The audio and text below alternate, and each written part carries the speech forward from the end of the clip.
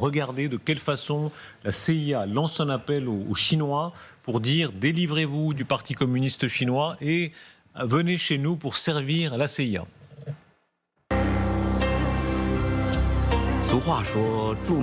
Comme on dit, il faut se construire une vie de rêve. Malheureusement, je vis pour quelqu'un d'autre. Dans ce rêve, je ne peux pas décider de la fin. Mon destin est contrôlé par d'autres. C'est une vie de dur labeur, mais à la fin, tout est entre les mains des autres. De la vie générale, tout va bien, en essayant de garder la tête baissée et de faire ce qu'il faut, mais je devrais avoir une vie meilleure.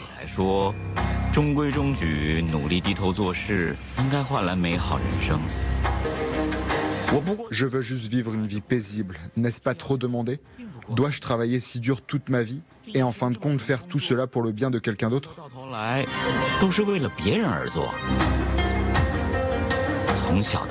Depuis que nous sommes enfants, le parti nous enseigne que tant que nous suivons assidûment la voie prescrite par nos dirigeants, nous aurons un avenir radieux. Aujourd'hui, seules quelques personnes profitent du milieu qui devrait être partagé par tous, et je suis obligé de créer mon propre chemin. Je ne veux plus rester immobile, je refuse d'être plat. Le premier pas qui est le plus difficile, il est temps de construire mon propre rêve.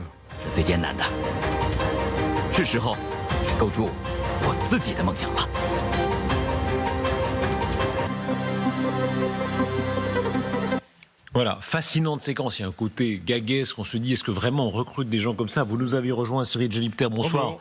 Vous êtes docteur en histoire, spécialiste des renseignements russes. Vous avez devant vous votre ordinateur où je sais qu'il y a toutes sortes de documents secrets. Vous avez beaucoup épluché d'archives sur notamment les services russes. Mais là, on parle des services chinois.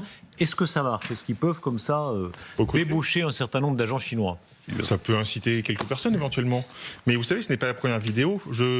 En octobre dernier, les Américains, la CIA, a publié une vidéo en chinois qui disait déjà, si vous voulez nous contacter de manière sécurisée, voilà comment faire, sur tel site internet, vous faites ça, ça, ça, ça. Ce n'est pas une première.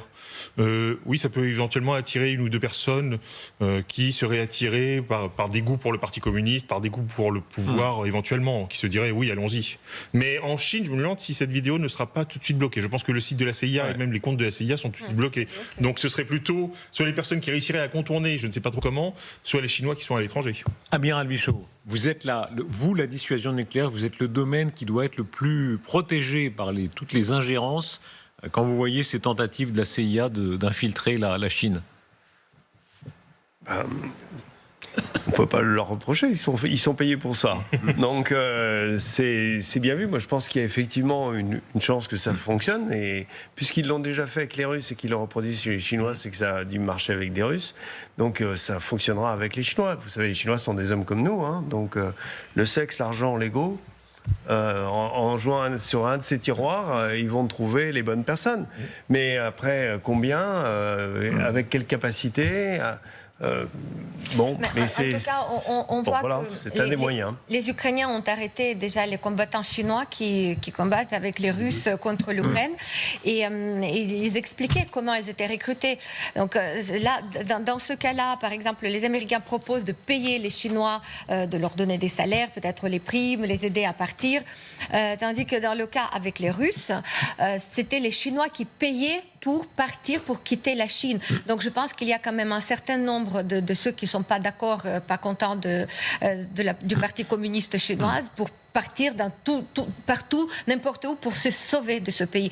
Donc, et là, c'est une solution. Après, ils ont des moyens de contournement, parce que les Chinois aussi, ils travaillent dans le domaine de cybersécurité. Ils savent peut-être certains types de VPN qui marchent en Chine, qui leur permettent d'accéder à ces adresses, ces contacts, même ces publicités. Ouais. Et oui, mais c'est le moyen de recruter qui est utilisé, je dirais, par tous les pays du monde. Hein. Ce qu'il faut savoir, c'est que les États-Unis, en fait, ont perdu un grand nombre de leurs agents en Chine après une taupe, enfin après le travail d'une taupe en 2012, je crois que ça a commencé. Alors c'est vers 2011-2012. 2012, voilà. Et l'une, c'était l'assistant du vice-ministre de la Sécurité d'État qui avait été recruté à Hong Kong, qui a duré 1 an, je crois. Je voyais son nom, il était sorti sur le net chinois, Lin Hui, je crois, qui s'est fait prendre.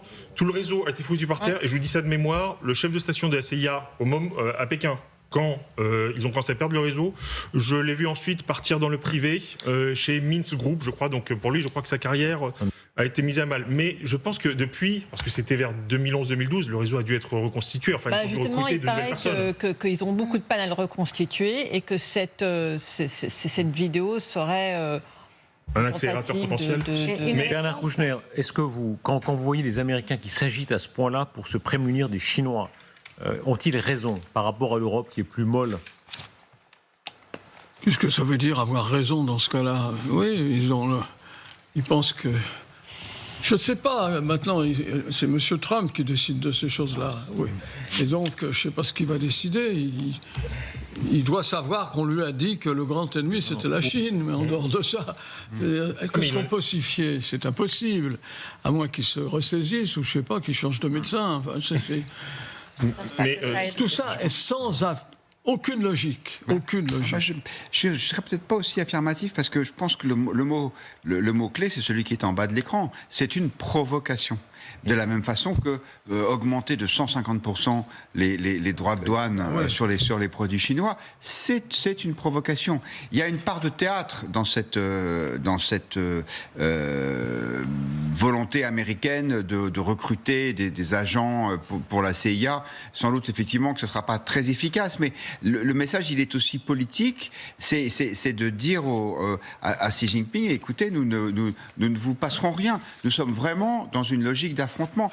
Et quand je disais tout à l'heure que peut-être Trump est en train de revoir sa vision de la Russie, quand devant Fox News le 9 mai, il va voir Xi Jinping à côté de Poutine, là il se dira peut-être, ah ben zut alors, moi qui voulais faire la paix, moi qui voulais être tranquille avec les Russes pour pouvoir m'occuper des Chinois, maintenant qu'ils font ami-ami, ça devient peut-être plus compliqué. Cyril Jolipter, quelle est l'infiltration? Là, c'est contradictoire. Non, mais enfin, il s'en est rendu compte, ça, complètement, mais... Que va-t-il faire? Que peut-il faire? Comment peut-il changer d'attitude? Changera-t-il d'attitude? Je ne suis pas sûr. Lui, il veut passer 4 ans peinard et il ne voudrait pas de guerre. Ça, j'ai compris. Pour le reste, on ne peut absolument pas dire. Quel est son entourage? Ce qu'on connaît de son entourage, moins qu'on puisse dire, c'est pas très appétissant. Bon, alors, il va les virer un par un parce qu'il s'apercevra qu'il faut... Je ne sais pas, franchement. Cyril Jolipter, l'infiltration chinoise ici en France, on a tellement parlé de l'infiltration russe, il y a une infiltration chinoise considérable. En fait, le problème, c'est que ça date déjà des années 70. Vous savez, je suis tombé récemment sur un rapport aux archives nationales du SDEC à la fin des années 60 qui nous disait déjà agents pro-chinois, il répertoriait dans les restaurants les personnes qui étaient pro-Mao, l'argent aussi, quand vous payez bien un ancien homme politique pour travailler pour une entreprise, évidemment, ça aide pour avoir des personnes qui vont défendre vos points de vue. Nous avons eu des cas avec la DGSE qui a été infiltrée. Je voudrais aussi rappeler juste 2 petites choses rapidement. D'abord, à la CIA, puisque nous parlions des Américains, vous avez des mission centers. On rassemble ensemble opérationnels et analystes. Vous en avez un, par exemple, pour l'hémisphère ouest, vous en avez un pour l'Asie, et vous en avez un spécifiquement pour la Chine, ce qui montre la priorité sur la Chine. Deuxième chose, la Chine, c'est aussi un concurrent économique. Et ça, il ne faut pas l'oublier. Je ne sais pas si certains ont regardé l'Express qui était sorti la semaine dernière. Vous aviez une carte qui était juste hallucinante. Toute la carte du monde. 1997...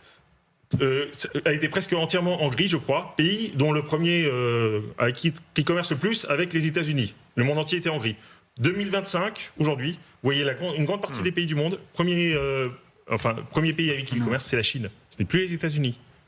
Oui, la Chine, elle s'est créée une sorte de fabrique mondiale. C'était vraiment un grand changement chinois et c'est aussi le témoignage de ce développement économique spectaculaire en Chine.